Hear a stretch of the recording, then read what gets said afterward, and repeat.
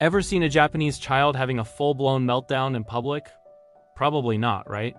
It's a stereotype, but there's some truth to it, so what's their secret? Is it magic? Special genes? Not at all. It is all about a unique approach to parenting that is deeply rooted in patience and respect. And it's something we can all learn from. Let's dive into the fascinating world of Japanese parenting and uncover how they cultivate such calm, collected kids. First, let's talk about the concept of eime. This is a huge part of Japanese culture, and it roughly translates to indulgent dependence. It's the feeling of being sweetly dependent on someone, like a child on their mother. In the early years, Japanese parents foster a very strong bond with their children. There's a lot of physical closeness, co-sleeping is common, and baby carriers are everywhere. This constant connection builds a deep sense of security and trust. The idea is that if a child's emotional needs are fully met when they're little, they won't need to act out for attention later. They feel secure, loved, and understood, which is the foundation for emotional stability. Now, this doesn't mean it's a free-for-all. Japanese parenting isn't about letting kids run wild.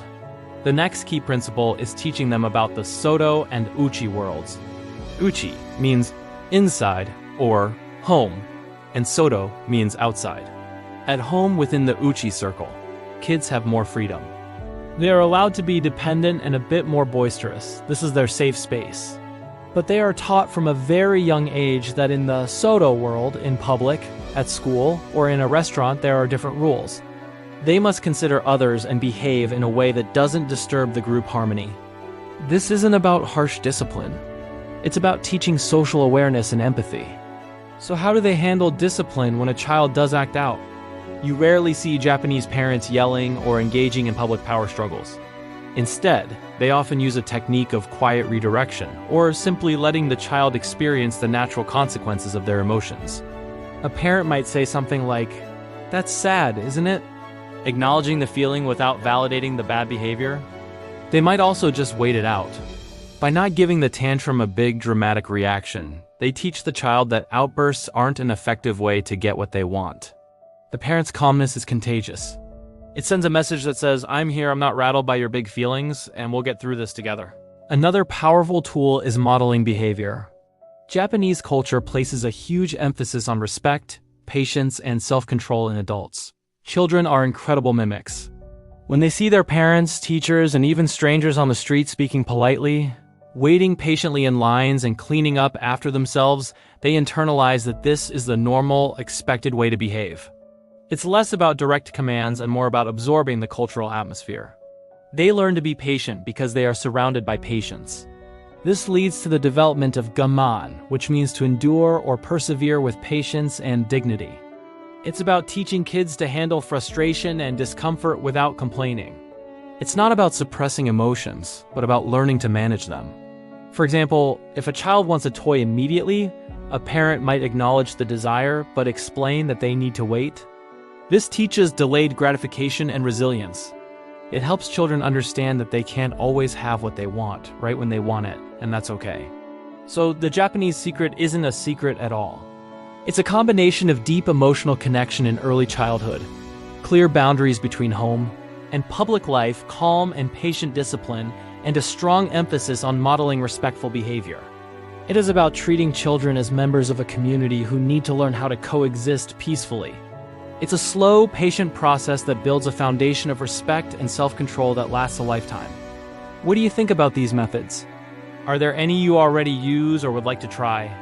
Let me know in the comments below. What if patience is not something children are forced to learn, but something they naturally absorb from the environment around them? In many Japanese households, patience is not taught through constant correction, long lectures, or emotional pressure. Instead, it develops quietly through daily routines, calm behavior, and small experiences that teach children how to wait without fear or frustration. This approach feels subtle, but over time it shapes how children respond to discomfort, delay, and uncertainty. Many parents believe patience must be trained directly. They remind children to wait, ask them to calm down, or try to explain why delay is necessary. But children rarely learn patience through words alone. They learn it through repeated experiences where waiting feels safe, predictable, and normal.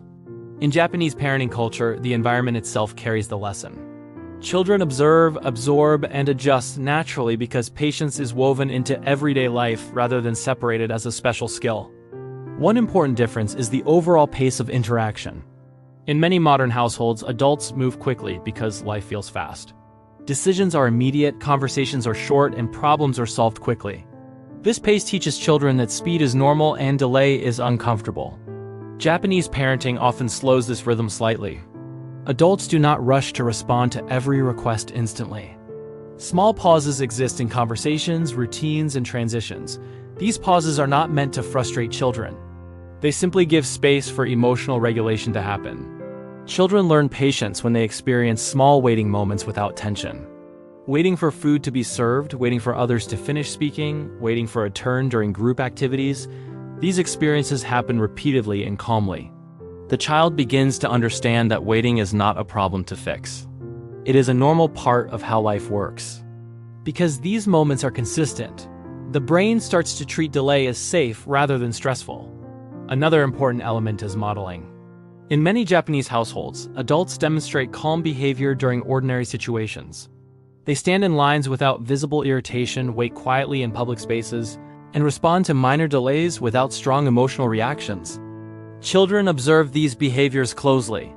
They learn patience not because they are told to be patient, but because patience is what they see adults practicing every day. Emotional tone matters more than instructions. This modeling extends to communication style. Rather than constant correction or emotional escalation, guidance often happens gently and indirectly. Adults may use fewer words, but maintain clear expectations. This allows children to notice social cues and adjust behavior themselves. When correction is calm and predictable, children do not feel pressured or embarrassed. They have room to pause and think before reacting, which supports the development of patience. Group awareness also plays a central role. From a young age, children are encouraged to notice how their actions affect others. Waiting becomes connected to social harmony rather than punishment. When everyone waits their turn, no one feels singled out. Patience becomes a shared experience. This reduces resistance because waiting does not feel like something imposed on the child alone. It feels like participation in a group rhythm. In many environments where patience is difficult, waiting is associated with loss. Children feel they are missing out or being restricted. Japanese parenting often frames waiting differently. Waiting is neutral. It is simply part of sequence and order. The emotional charge around delay is reduced, allowing children to stay calmer during transitions. Routine is another strong influence. Predictable daily schedules help children trust that their needs will be met, even if not immediately. When routines are stable, waiting feels temporary and manageable. Children know what comes next, so anxiety decreases. In contrast, unpredictable environments can make waiting feel uncertain, leading to impatience and emotional intensity. Stability quietly supports patience by removing fear of the unknown. Japanese parenting also emphasizes small responsibilities early in life. Children may help organize materials, participate in cleaning, or manage simple tasks independently. Responsibility introduces natural delays. Tasks take time. Results are not instant. Through these experiences, children learn sequencing and effort. They begin to understand that outcomes follow process, not immediate desire. Patience grows as a byproduct of participation. Another subtle factor is emotional atmosphere. Adults often respond to frustration with calm acknowledgement rather than immediate solution. When a child becomes upset, the emotion is not ignored, but it is also not rushed away. This communicates an important message. Feelings can exist without needing instant resolution. The child gradually learns to tolerate emotional discomfort because they experience it safely and repeatedly. This approach does not mean children never experience frustration. They do. The difference is how frustration is handled. Instead of being treated as a problem to eliminate quickly, it is treated as a natural part of learning. Over time, children develop confidence in their ability to handle waiting because they have survived it many times before. Patience also develops through observation before action. Children are often given opportunities to watch and understand situations before participating fully. This encourages reflection instead of impulsive reaction. Observation slows the pace of experience and allows emotional regulation to develop naturally.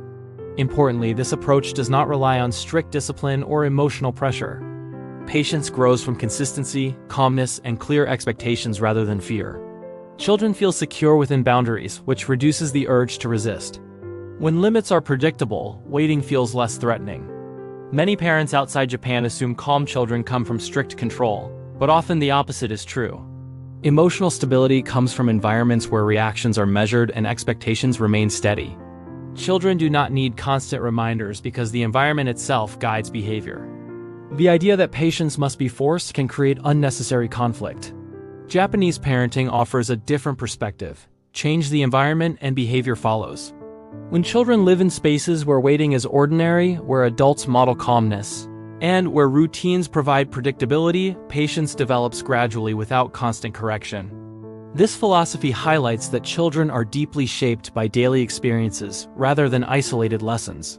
Small moments repeated over time create emotional patterns. Waiting in line, listening quietly, completing tasks step by step. These moments seem insignificant individually, but together they build strong emotional foundations. Patience in this approach is not about obedience. It is about emotional balance. Children learn that desire does not always lead to immediate action, and that this is safe. They discover that waiting does not mean loss. It simply means process. When patience develops naturally, children often show greater emotional flexibility. They recover faster from disappointment, tolerate boredom more easily, and approach challenges with steadiness. These outcomes are not created through pressure, but through daily exposure to calm delay. The lesson at the heart of this approach is simple. Children become patient when patience surrounds them. They do not need constant instruction. They need environments that make waiting feel normal, safe, and predictable. Over time, what begins as small pauses becomes a lifelong emotional skill built quietly and consistently through everyday life. Have you ever seen a Japanese child patiently waiting in a long line or calmly handling a disappointment? It's not a coincidence. It's often the result of a unique parenting philosophy deeply ingrained in Japanese culture. Today, we're diving into the secrets behind how Japanese parents raise such patient, resilient, and well-behaved children. Stick around because these insights might just change the way you think about parenting. First up is the concept of mamamoru, which translates to watch over. Instead of immediately jumping in to solve their child's problems, Japanese parents often take a step back. They observe. They let the child try to figure things out on their own. Imagine a toddler struggling to put on their shoes. A Western parent might rush to help. A Japanese parent practicing mamamoru will likely wait, offering quiet encouragement, trusting that the child will eventually succeed. This process teaches children not just how to put on their shoes, but also how to handle frustration and the value of persistence. It's about empowering them to become independent problem solvers from a very young age. Next, let's talk about the power of gamen. This is a core Japanese value that means enduring the seemingly unbearable with patience and dignity. It's about teaching children self-control and resilience. This isn't about being harsh or neglectful. It's about setting clear expectations and helping children learn to manage their emotions. For example, if a child wants a toy at the store and throws a tantrum, a parent might calmly say, "I understand you want it, but we are not buying it today." They acknowledge the feeling but hold the boundary firm. Over time, children learn that instant gratification isn't always possible.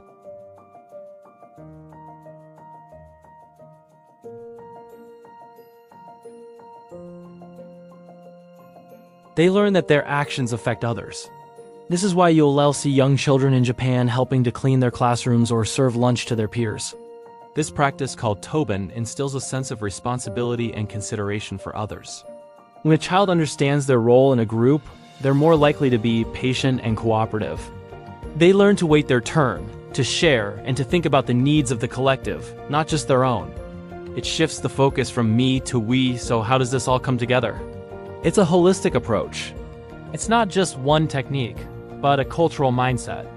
It starts with a deep bond between parent and child, often involving co-sleeping and a lot of physical closeness in the early years. This creates a secure attachment, a safe base from which the child can explore the world.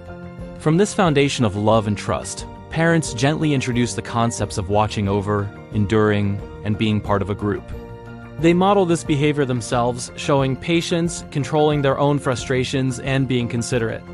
Children are amazing observers. They learn by watching what we do, far more than by what we say.